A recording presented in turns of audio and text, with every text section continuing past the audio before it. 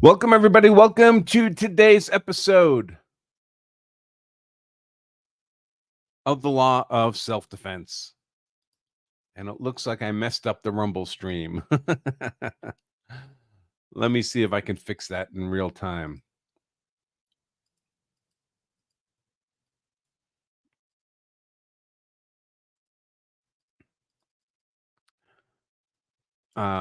Let's see.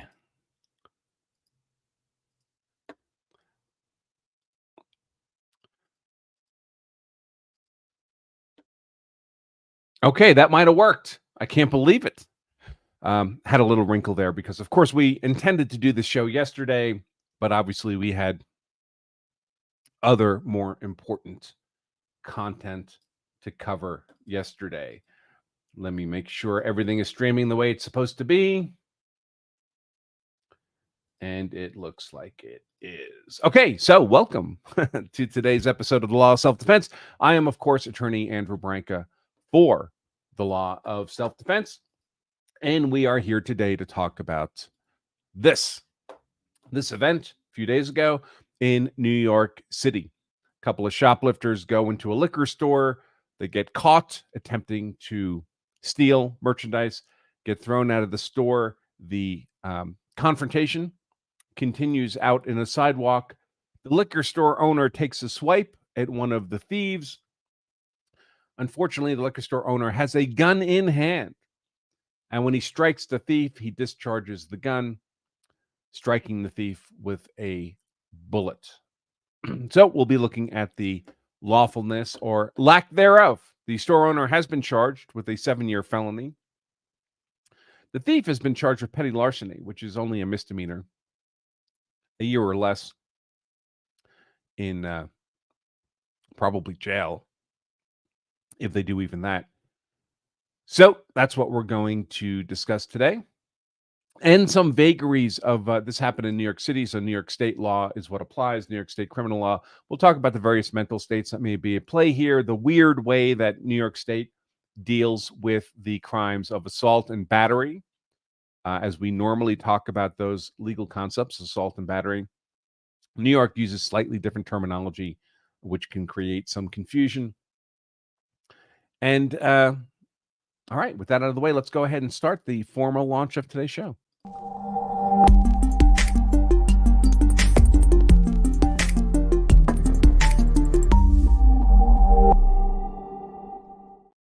And the sponsor of today's show is CCW Safe, a provider of legal service memberships, what many people mistakenly call self-defense insurance. In effect, CCW Safe promises to pay their members legal expenses if the members involved in a use of force event. If they're compelled to use force in defense of themselves, their family, their property. They do much more than that as well. I think the world of these guys. I do quite a lot of partnering with CCW Safe.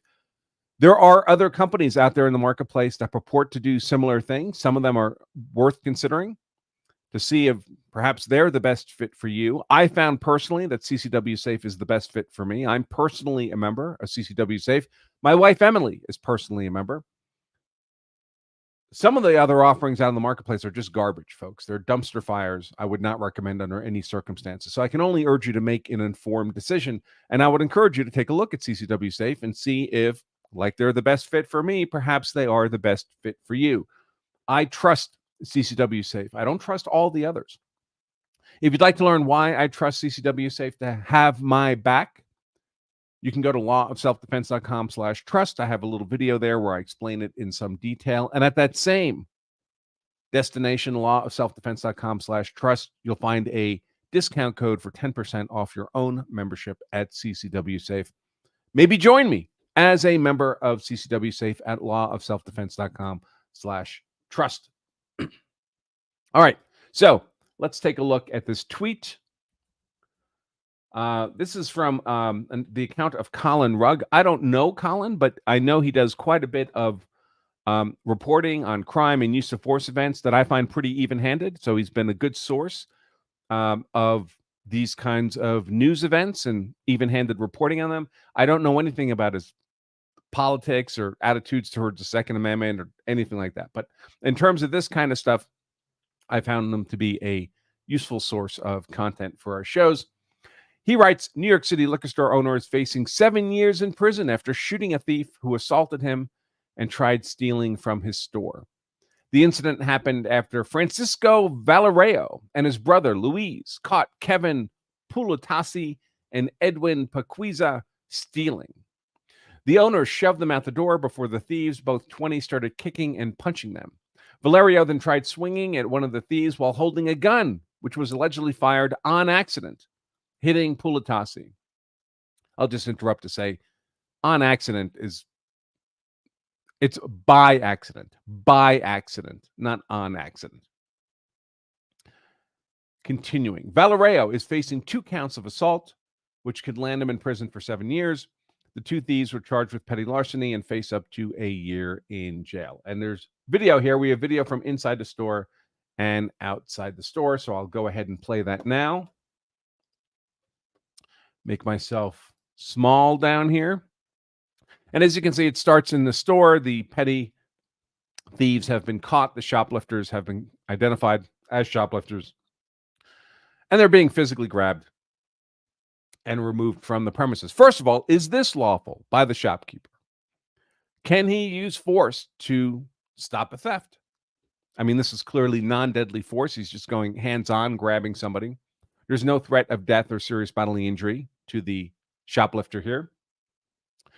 Sure, you can use force to defend property, right? Non-deadly force to defend property. Even in New York, you can use non-deadly force to defend mere personal property, and you can use non-deadly force to remove a trespasser from your property. Now, this is, of course, a commercial enterprise, the liquor store. There's an implicit license for people to come in for the purpose of lawfully purchasing goods and maybe services, depending on some of these New York City liquor stores provide all kinds of stuff. But once you tell someone they no longer have license to be there, to get out of the property, and they refuse, you're allowed to physically use non-deadly force to physically remove them from the property. By the way, you could also use physical force to detain them. Shopkeeper's privilege is a flavor of citizen's arrest, where a shopkeeper is allowed to detain. A shopkeeper is allowed to detain a suspected shoplifter for purposes of waiting for police to arrive. But that's not what happens here. This shopkeeper does not assert a shopkeeper's privilege. He's not attempting a detention. He just wants this guy thrown out of his store, him and his buddy. And that's what happens. So let's watch the video here. There's no audio, by the way. This old guy's got him by the neck. Get out of here, you punks. You dirty punks. And now they're out. So, in a perfect world, this would be the end of this event, right? The shopkeeper probably won't even call police. I mean, when are they going to respond to a non-violent crime, which is what this is so far? And the thieves are out of the store. Don't ever come back. They'll recognize them. Little shop, same people working in there all the time. These guys won't be coming back in there again. Should be over. Except we run into a problem that often arises in personal confrontation, and that is they go sideways commonly for 2 reasons: alcohol and ego. I don't know if there's any evidence that the 2 thieves were consuming alcohol. Presumably the shopkeeper was not, but certainly it looks like ego's involved. So the people who were just tossed out are looking at the shopkeeper. He's standing in his doorway. He's looking at, they're eyeballing each other. I presume that they are saying mean things to each other. Get out of here, you punk. Piss off, old man. I'll kick your butt. I'll kick your butt. You are. No, you are. F you. No, F you. So I presume that's what's happening. People are getting their egos engaged here. That rarely results in a good outcome, and it doesn't result in a good outcome here. The shopkeeper should have just shut his door. I mean, if he's not going to call the police and try to get these 2 arrested, which is unlikely to be productive in New York anyway, he's got them out of the shop. They didn't steal anything. Go. Get out. Close the door. Go about your day. Instead, ego's getting engaged, shouts back and forth. Let's continue. Oh yeah, old man. I'll give you a piece of my mind. I'll give you a piece of this fist, a piece of this foot. So the guy in the dark jacket is the one who really goes physical here. Charges in, right? Physical aggressor? Sure. punches. Old man comes out. I presume he's saying, "You're number one here. You're number one." That's what that raised hand. The resolution isn't very good. You're number one. So backpack off. Is that a pre-fight indicator?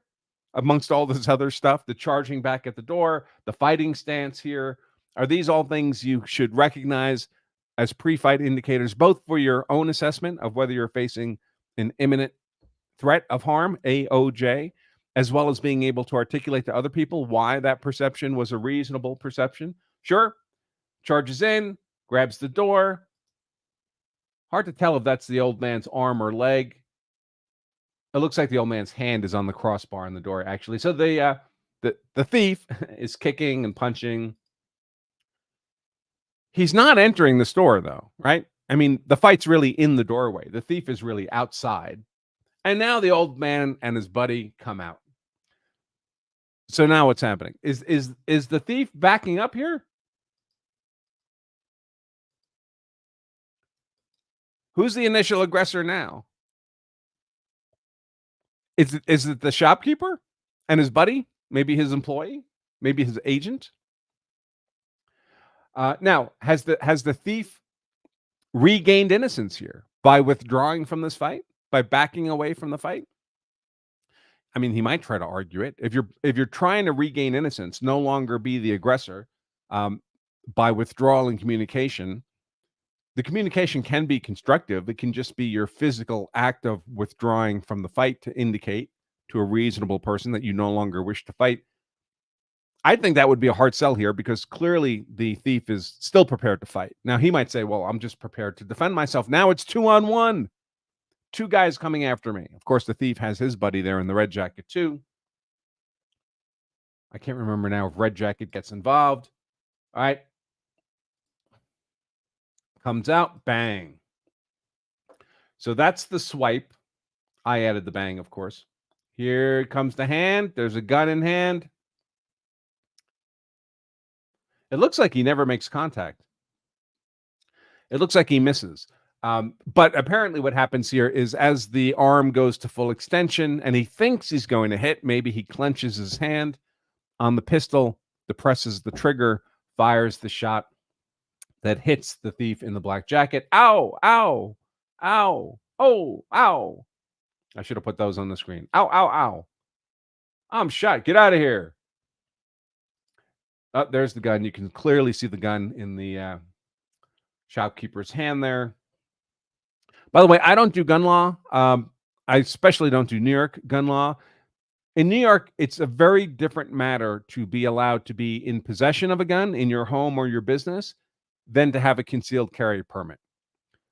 So it's not easy in New York City, New York Metro, immediate New York suburbs to even get a gun in your home, especially a handgun, I should say, in your home or business. That can take a year or more to get the permit just for that.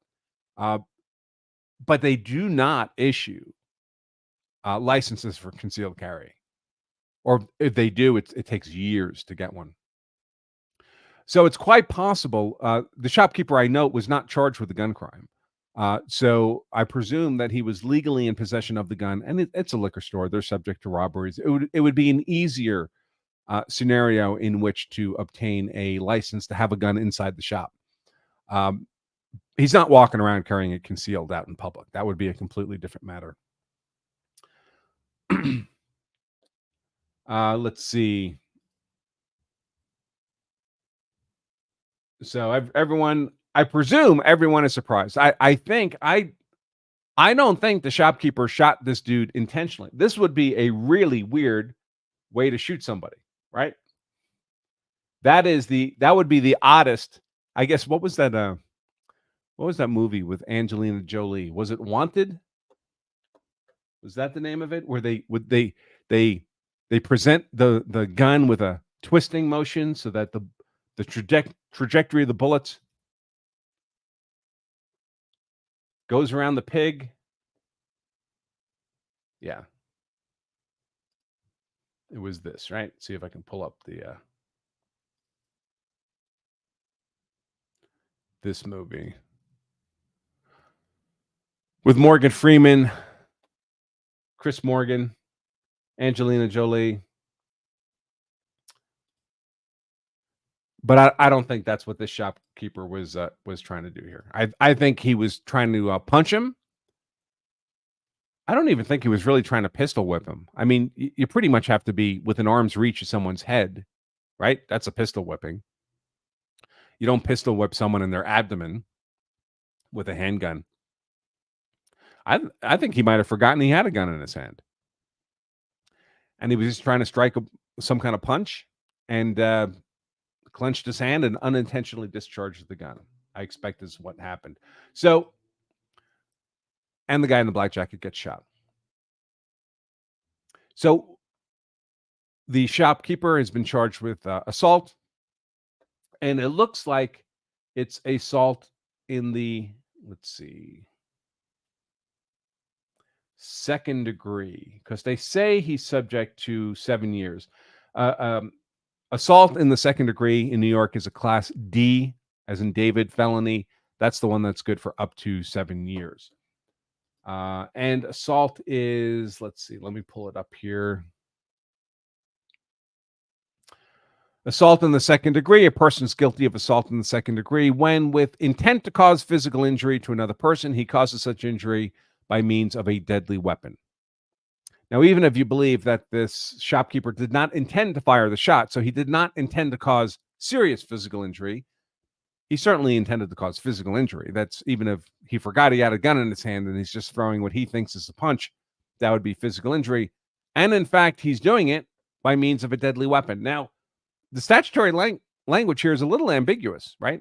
With intent to cause injury to another person, it doesn't say intentionally using a deadly weapon. And here it's quite possible the shopkeeper forgot he had a deadly weapon in his hand. That part of it was not intentional. By the way, I should talk here about this vagary of New York law. So in law school, when we talk about these crimes,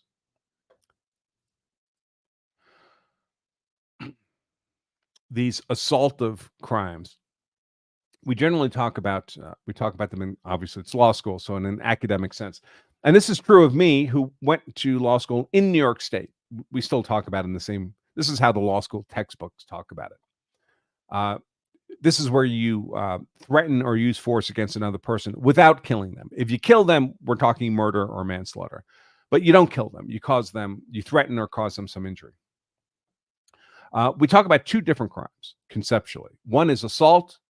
The other is battery. Battery is the actual contact, the touching, the causing of harm. You punch someone, you stab someone, you shoot someone. It's some unwanted or offensive touching. It's the actual touching. And it doesn't have to be your hand. Obviously, if you shoot someone, you're not touching someone with your hand, but you're projecting the bullet, right? So if you throw something or shoot something, and it strikes that person, that would be a battery. Battery is the physical contact. There's a different crime, which is assault. Assault is not the physical contact in the academic understanding of assault. Assault is where you put someone else in fear of the unwanted contact. So in reasonable, imminent fear of the battery. And you don't need to have both. So if you run up on someone and they see you coming and you raise your fist as if you're going to strike them, but then at the last minute you don't, you never touch them. So there is no battery. But your conduct, because they saw it coming, put them in reasonable fear of imminent battery, that would be an assault. And the degree of assault would depend on the nature of the imminent battery that they perceived was about to happen. So if it was only a punch, it might be a simple simple assault, and you put them in fear only of non-deadly force harm. You run up on them with a baseball bat like you're going to hit them in the head with a bat. That could be an aggravated assault. You put them in reasonable, imminent fear of death or serious bodily injury. But in any case, it's the fear. It's the subjective state of mind, the reasonable subjective state of mind of the victim that controls that crime. You've put them in fear of harm. You need not have touched them. If you do touch them, that would be a battery. The touching would be the battery. You still have the assault if you put them in fear. And then if you touch them, if you follow through with the punch or you follow through with the baseball bat, you would have the assault, plus you would have the battery. And then, of course, we have the crime of assault and battery, right? Normally 2 different statutes. Now, you can also, just like you can have an assault without a battery, you can have a battery without an assault. So you run up behind someone, so they never see you. They never know you're coming. They're never put in fear of harm, and then you strike them in the back of the head. Well, you've committed a battery, but because they were never in a reasonable fear of imminent harm, there was no assault. So you can have assault by itself, you can have battery by itself, assault the fear, battery the touching, and you can have both, assault and battery. New York uses this terminology differently. So what we would normally call battery, the touching, New York State calls assault. I don't know why.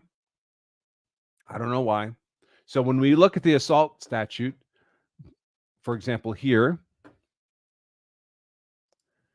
what is assault under second degree law? Assault in the second degree under New York State law. A person is guilty of assault in the second degree when, with intent to cause physical injury, he causes such injury. So this is what we would normally call a battery, the actual causing of the injury, the touching. When New York State wants to refer to putting someone in fear of harm, they refer to that as menacing. So here we have, for example, menacing in the second degree.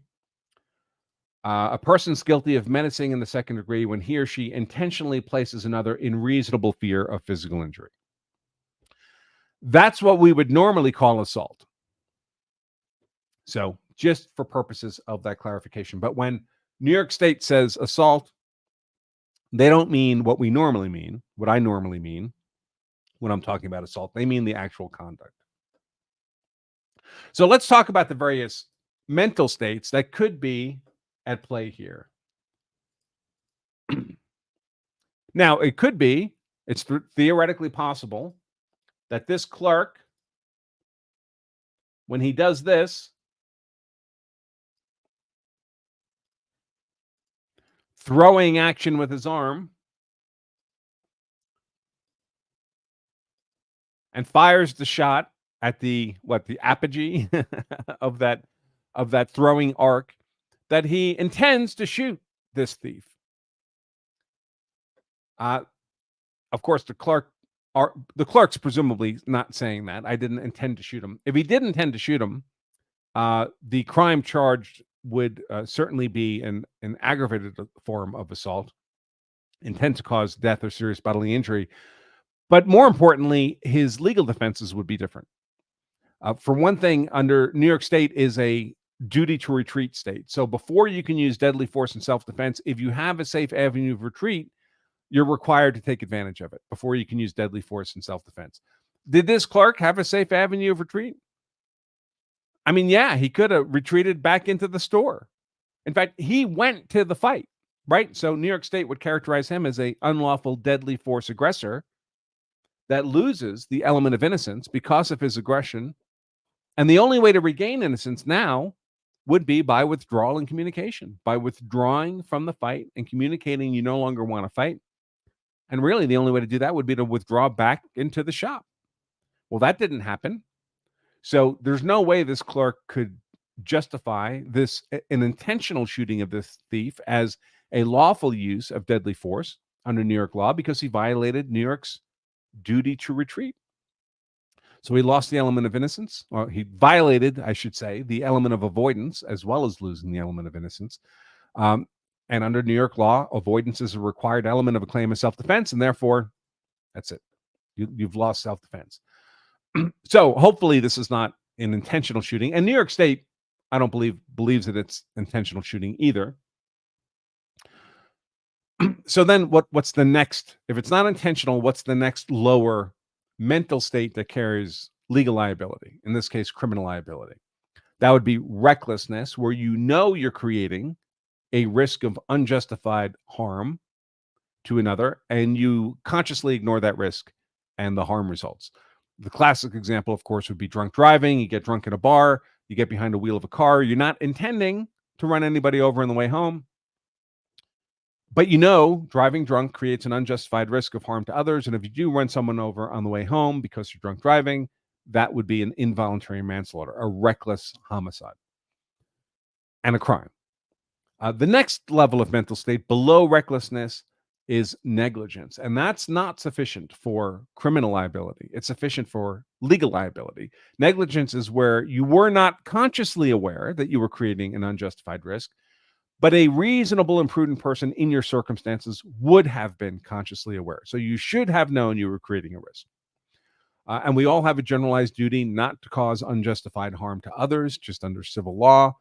If you act with negligence, you've created civil liability for yourself. Now, you can't be incarcerated for that. It's not an offense against the state. It's an offense against whoever you injured, and they can sue you for recovery of damages for that injury. And then below negligence, we have accident. And some states will have a formal legal defense of accident, just like they have a legal defense of self-defense. It'll be a statute and a jury instruction. I took a quick look. I didn't see that in New York state law, but the principles that underlie the legal defense of accident apply in all criminal law, because there needs to be some degree of criminal mens rea, criminal mental state, either intent or recklessness, in order to have criminal liability. And of course, there needs to be negligence for civil liability.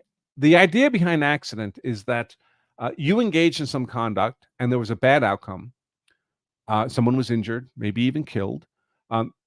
But the conduct you engaged in, the bad outcome that resulted was completely unpredictable. So what might be a genuine accident? An example I use a lot is you visit your elderly aunt in her apartment. And while you're there, she asks you, could you please move that bureau, that heavy bureau, from one side of the apartment to the other side of the apartment?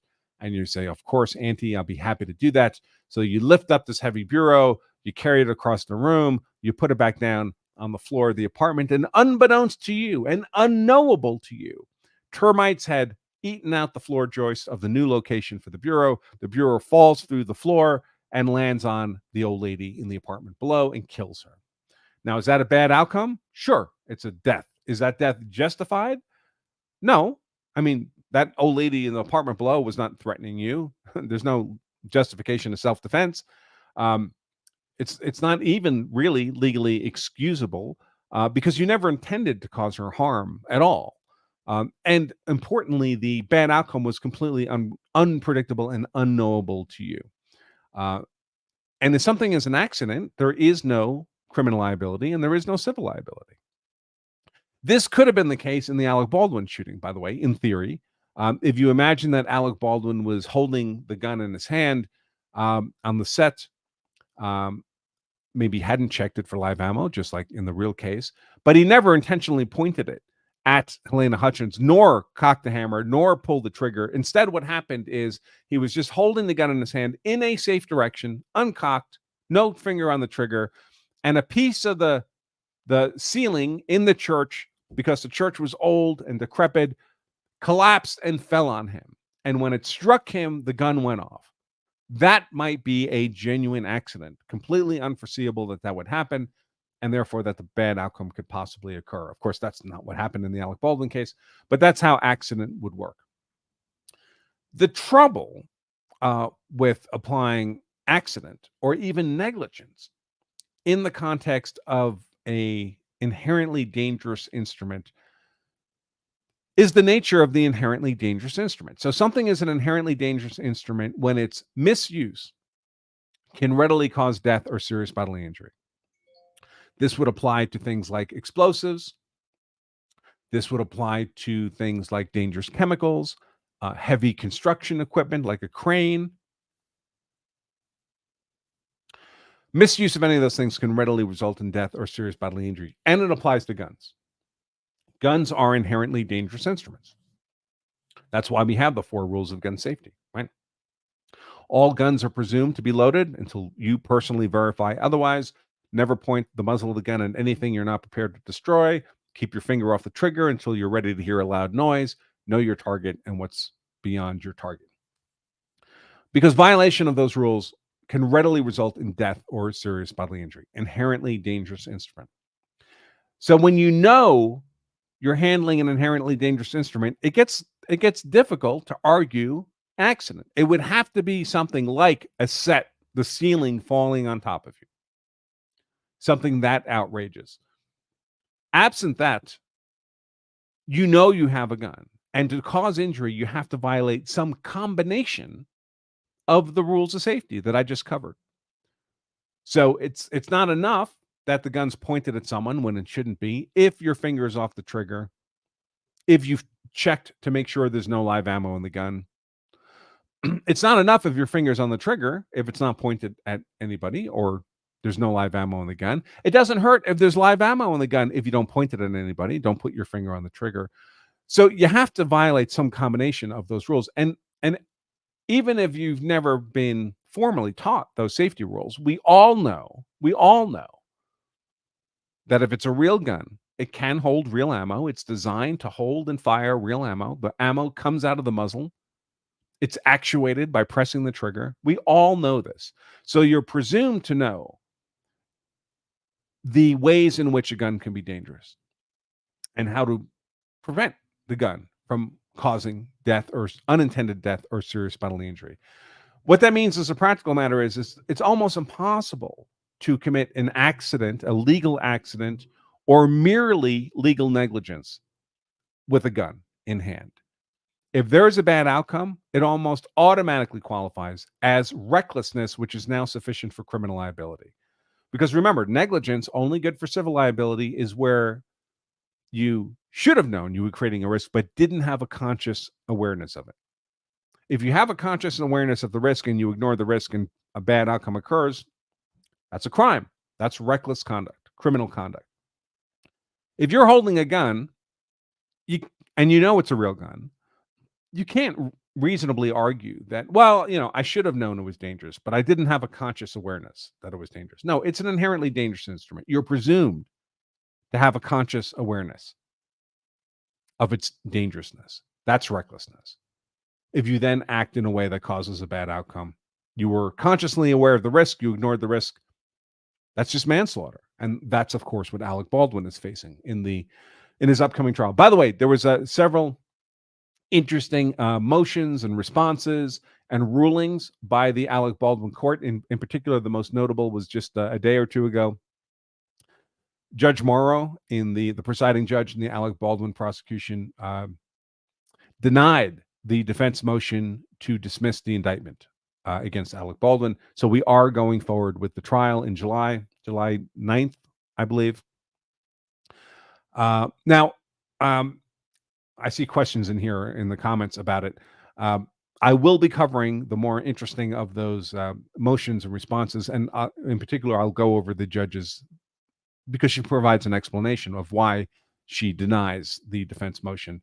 And it's right along the lines of what I've been discussing with all of you as we've gone through these motions in the past. I'll cover those next week. I do have to say, someone had asked me in the comments, one of the members, if 11 a.m. Eastern time is going to be our standard time for our live streams. And the answer is both yes and no. I think, we change it from time to time. We try different things. We've been doing it at 11 a.m. for quite some time now, 11 a.m. Eastern time for quite some time. But in the summer, we have a lot of travel obligations. I do. And so, frankly, the time for the shows is going to become kind of random for week-long periods during the summer. Now, of course, I'll do my usual process of sending out emails to let you all know what the topic of the next show is going to be, and I'll include in that the time of the show. But it might well vary from day to day, and there's really nothing I can do about that. Sorry. So when you're handling a gun, bad outcome, almost always going to be reckless conduct. And then, of course, the highest level of mental state would be an intentional act, intentional shooting, which I don't believe occurred here.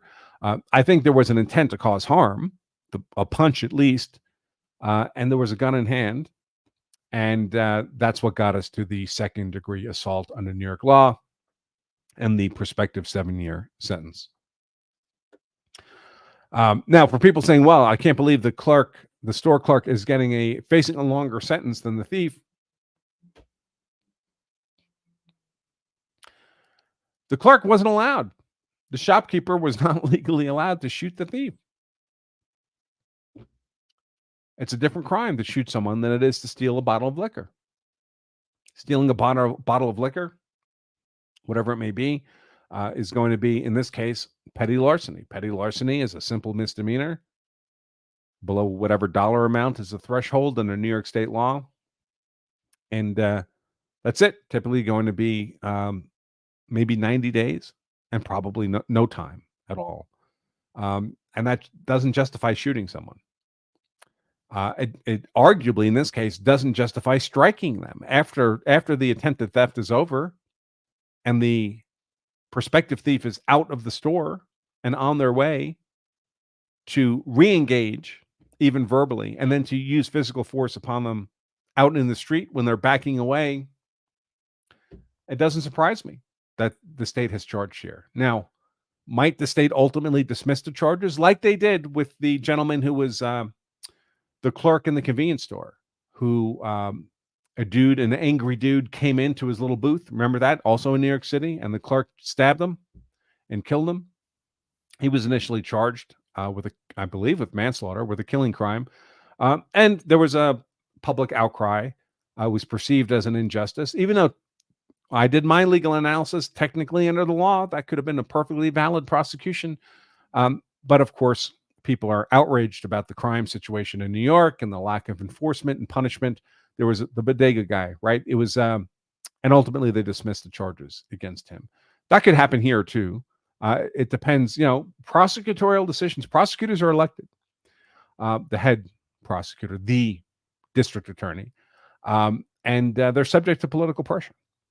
So it's quite possible there could be sufficient political pressure here that the charges against this shopkeeper are dismissed. I don't know what would happen to his gun or his permit to have the gun in the store at that point. I would not want to be a liquor store owner in New York City where it's widely known that you don't have a gun.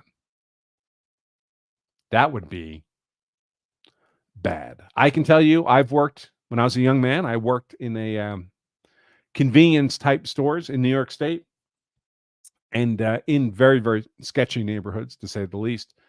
And members of the community would just walk in and take stuff.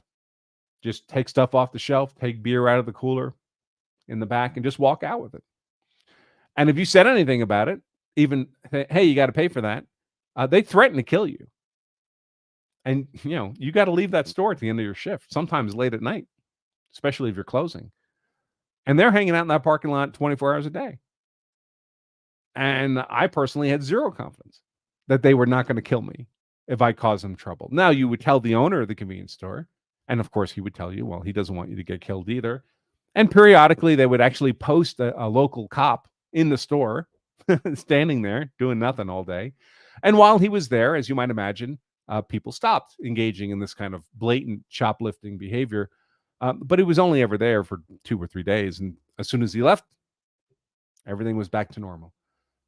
If you wonder why convenience stores charge such a premium for their products, that's one of the reasons, folks. So yeah, I would not want to be a New York City shopkeeper, especially a liquor store owner, and have everyone know that you don't have a gun. Let's see. Yeah, by the way, could the thief also have been charged with an assault of crime here?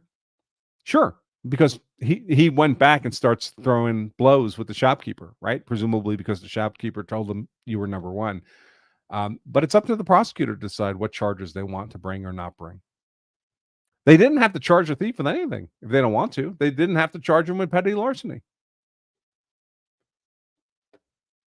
But I'm sure that was part of the political calculation.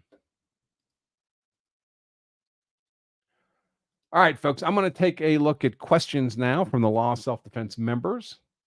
If you're not a Law Self-Defense member, I have to ask why. If you're on YouTube and you'd like to have me address a question or comment, I'll do that. But it would need to be a $10 super chat on YouTube. I'll open up my little super chat window now. Let's see. if we have anything from today. We don't, and I don't advise super chats. First of all, YouTube takes 30% or more. I forget the percentage of that money. Why give them money? They have plenty of money.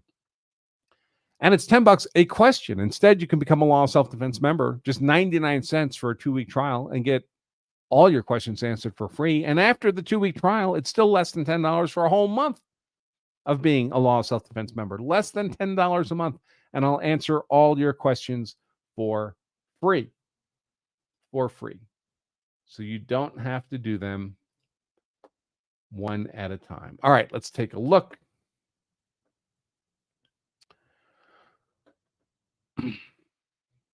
Conrad, Law Self-Defense member Conrad asks, could New York also add charges for endangering the pedestrians? Looks like the guy in the yellow shirt was almost in the line of fire. Maybe. Reckless endangerment. I'm not sure I've seen a... It's interesting because I've just characterized the way the gun was in hand when a apparent punch was intended was reckless conduct. Mostly when I see reckless endangerment because of gunfire, the firing of the gun was intentional. So it was a warning shot, for example, an intentional warning shot. I guess conceptually, there's no reason they couldn't say, well, if this conduct was reckless and the gun discharged, it also endangered everybody else in the street. Maybe they will. Jeffrey says, Law of Self-Defense member. Jeffrey says, since I joined, I've gotten more upset with lawyers, laws, media using sloppy language by combining terms such as assault and battery, even though I get most upset when I catch myself doing it. Yeah, so, I mean, there's a couple issues there. One is if you're in a single jurisdiction, right? So if you're a media reporter in New York City, then it's fine for you to use the word assault as New York State defines it, but virtually no other state does that. Normally, assault is being put in fear, not the physical contact. But that's how New York City does it. They say the physical contact, we're going to call that assault. If you're only talking to people in New York State, well, then they're all using the term assault in the same way. They don't know any different. So it's fine. We run into the difficulty because, I'm talking about people who are using legal terminology in the correct manner within their jurisdiction. Even that can run into difficulties for us because we're communicating, of course, law of self-defense with people in all 50 states. So it's important for us to use the terminology with as much clarity and transparency as possible, which is part of what I tried to do in today's show. Unfortunately, people use some legal terminology in just ways that are wrong all the time. Like they grossly over-define, too broadly define concepts like the Castle Doctrine, for example, and they do that everywhere. Although even there, if it's within one state, one jurisdiction, and the over-broad definition of Castle Doctrine nevertheless accurately captures that jurisdiction's defense of highly defensible property law, you can get away with it. And they do get away with it. And even lawyers and judges will do that. It's a problem for us because, again, we're talking to people in all 50 states, and Castle Doctrine doesn't share that overbroad definition in all 50 states. So it gets confusing. Paul says, I would think if you commit a battery against someone, you necessarily committed an assault. No, not if you run up behind them and never put them in fear.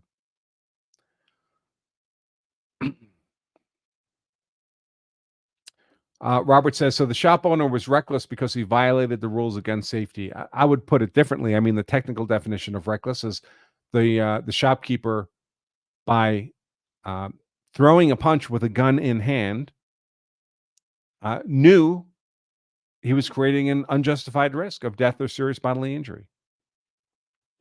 It shouldn't be shocking that the gun goes off, right? That wasn't an accident. That was not completely unforeseeable.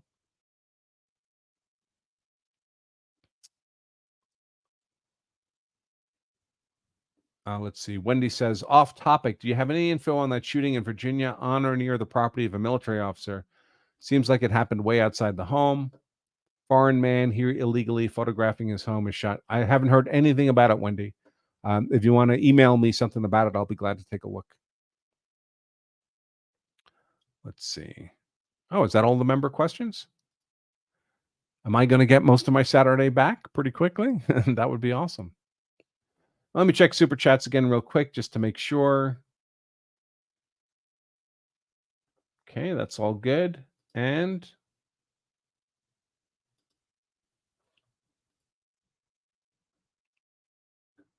the members are all good. All right, folks, I'm going to go ahead and wrap up. I've got to mow my lawn today. Yes, I still mow my own lawn. I don't want it. I can't believe it either. I don't want to do it. I tried to hire someone this summer, first time in my life, to mow my lawn, and we just couldn't get any calls returned. Crazy.